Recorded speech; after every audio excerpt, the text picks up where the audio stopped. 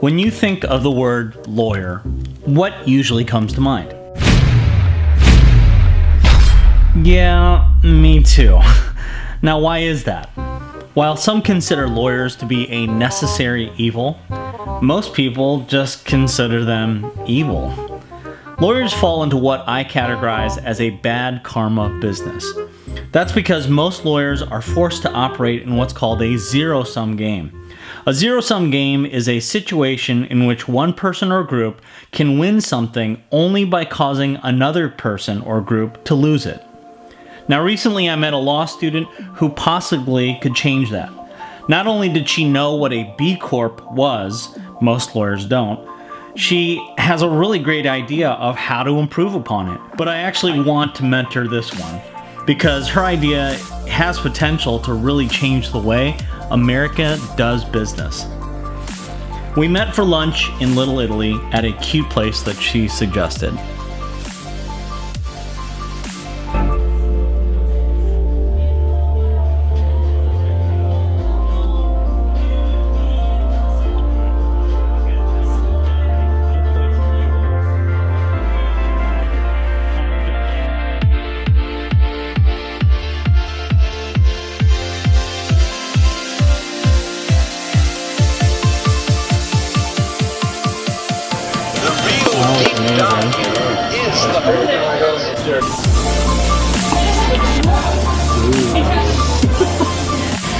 Okay, so as promised, I have Ash here, and Ash, we met a couple vlogs ago. It's been, what, over a month ago? Over a month, yeah. Over a month. But every vlog you've appeared on has done well. Either awesome. You're a good luck charm, or there's two things I like to talk to mentees about, or investors about, and usually they don't have any clue what I'm talking about. That is blockchain technology, and I love B Corps. 99% of the lawyers I talk to have no clue what it is. When I talked to Ash about it, she actually knew what I was talking about. One of the things we talked about was an idea that she has that will build on or maybe perfect, redefine what B Corps are supposed to do. So you told me that you have a long history of having social good as part of your nature. I don't know if it's like a good history. Okay. I've been type A, unfortunately, my entire life. So like, as soon as my parents showed me like the laminator, you know, in like 4th grade, I was laminating my homework and turning it in because I thought it was cool. Oh my God. Wow. I was in 4th grade and I went to this conference, and there was like a human trafficking victim that had spoken, and her story like hit my 9-year-old soul, and I was just it did something to me, and I like broke down, and I was like, okay, like I need to do something about this. That's super cool. I mean, you started Helping Hands, right? Yeah, so Helping Hands, I was in 4th grade, and I started Helping Hands, which is like a non-profit. It says a 4th grader would call it. So you're a 4th grader. I was you're 9, 9 years old, and you started your own non-profit. Yeah, I mean, it was like non-profit in my mind. How did you even get So the structure I went to my dad. I told him, and he said, "Okay, here's your laptop, and here's all your Word, and this is how you use clip art." And he was like trying, like what can you teach a 9-year-old? He's like, "This is how you make an Excel spreadsheet. This is how you email. You know, this is what you need to do to set up your business, and this is how you're gonna market it, and this is how you're gonna set it up, and this is what you gotta do." I was like, "All right." So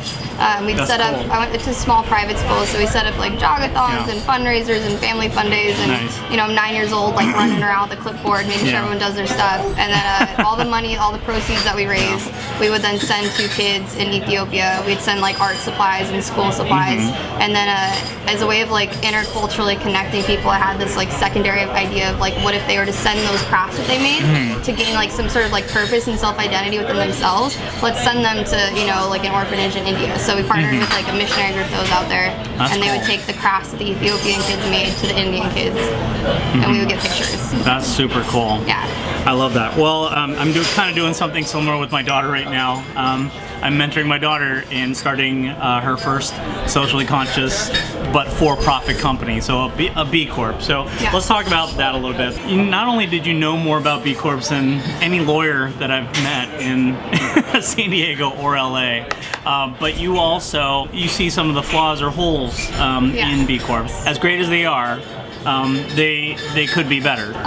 Corporate social responsibility is kind of like the container term that's thrown around. You know, like everyone, there's a lot of like philanthropic efforts that even by non-B Corp companies like go unnoticed. Yeah, absolutely. And there's the intent that's there that is awesome. It's like, this is so good that people want to, you know, do good for the environment. It's like, according to like some Cone survey done in like 2010, it's like 75% of consumers want, you know, the corporations that they buy from to be as equally concerned with where their products come from and like where the workers are and how it's all treated, and then, you know, as well as they are as doing business. So this whole like model of like for profit as well as doing good is something that is, you know, right on the, hitting the nail on the head. It's just the flaws there are kind of this like climate neutrality and like the zero impact model, as well as like following like the life cycle. And a lot of times like there's ways of regulating one or the other, and we regulate either like the ethics behind it, so we're providing, you know, make sure like people aren't, you know, pooping in buckets and, you know, they're not slave wages, and then the other side is that's regulated is, you know, the environmental. Well, you know, B Corp kind of does their best to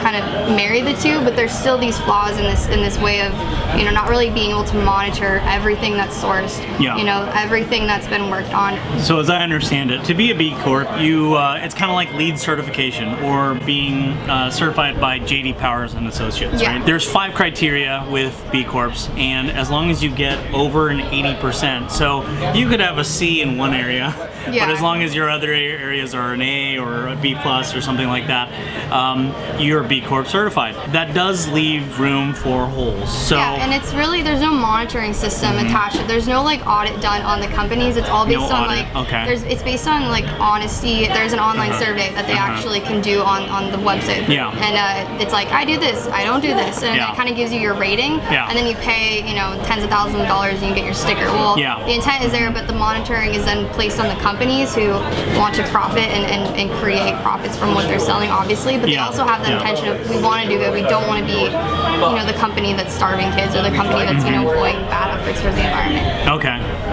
So let's talk about practical examples. So there are companies that are B Corp certified. What are some of the flaws in, like, let's say, how they produce their product? So it's not even necessarily the company's fault. The intentions are there with both B Corps and the companies trying to pursue it. It's just that there's a lack of like knowledge, and then some of the flaws could be anything from packaging, you know, like what carriers they're using, what kind of boxes, what kind of tape. I know tape. So what do you mean by that? Well, even like, okay, so I'm buying the tape. I don't know who made it. I don't know what their name is. I don't know how much they were paid. You know, where it came from, what like impact tape that had. Keeps the bucket, I mean, that seems like such a menial thing. But you figure, like Amazon, how many packages they send out a day? So then, how many rolls of tape are they using? So even something as small and menial as tape has this plastic. It's and the glue. It has like such an advanced impact on our environments. Like we need to be looking at that. And then you looked at like the packaging of the products. You know, like where is that coming from?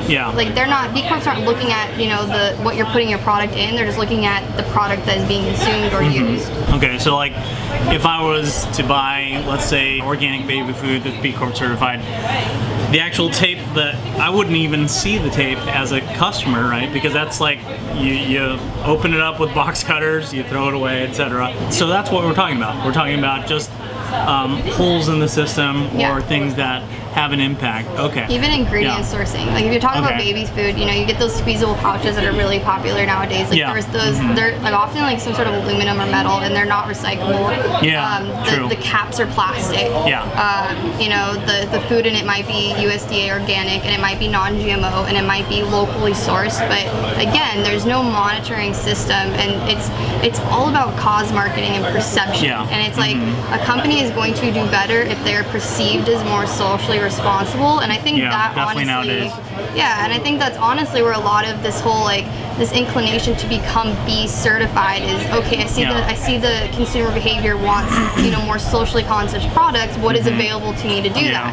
And this B Corp thing is almost like a lazy way of doing that. Even though the intent might be there, there's just, I don't see it full-heartedly, and I don't see like the passion behind it.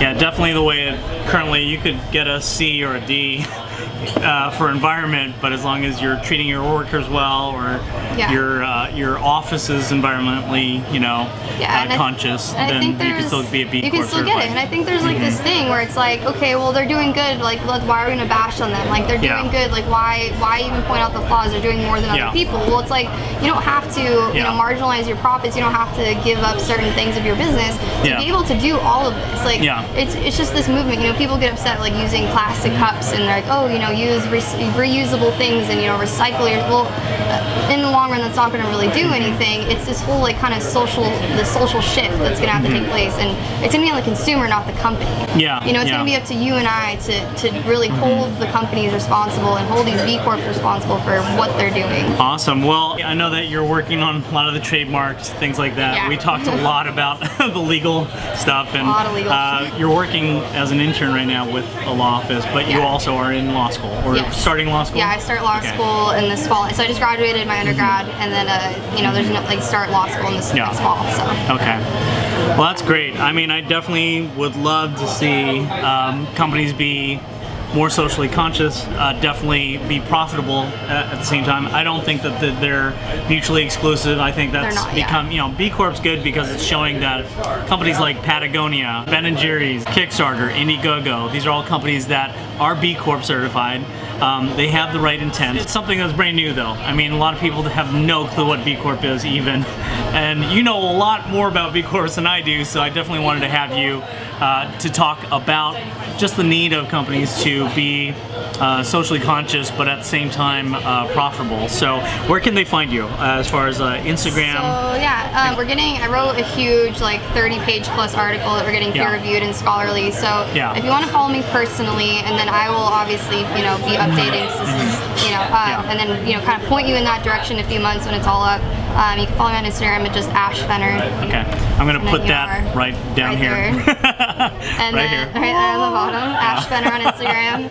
And you can see pictures of me fishing and surfing, and eventually there will be some awesome social stuff on there. Speaking of fishing, not to rub it in, but somebody invited me fishing on a Tuesday and then disappeared on me. I'm sorry. Stuff happens, alright? So what they don't tell you is when you buy... I know you're good for it. What they don't tell you when you buy a boat is that you should name it like Had Money, because everything starts breaking. Absolutely. Like the first person that owned it, everything's great, had it for 10 years, nothing's wrong. As soon as you get it, like you test drive it, it's great, and then the next day like the whole thing sinks. So we have this That's why I don't buy boats. I just ride my friends' boats. So the day we were supposed to go fishing, our trim tabs, which keeps like the boat on plane, decided to like stop. Oh man. And so that's gonna be a couple grand to fix. Yeah. So right now it's just a booze cruise. You missed the boat that we invited you on that night too, which was pretty sick. I would have been lost. I would have gone in there and I would have hid. Yeah.